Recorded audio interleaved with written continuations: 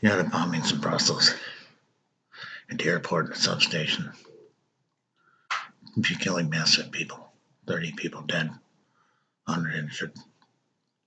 People lost limbs. ISIS is laughing about it. ISIS is laughing about it. It's not right. It's not right. They bombed the subway and they bombed the airport. Killing dozens.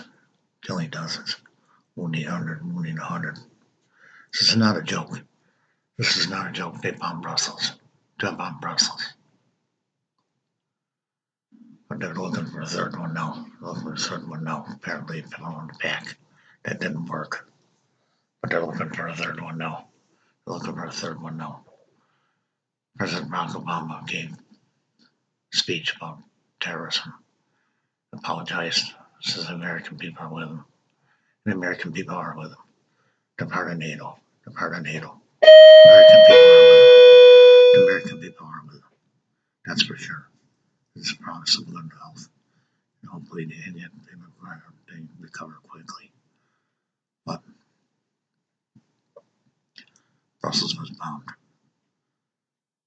Still suicide bombers, lone wolves, killed to 30.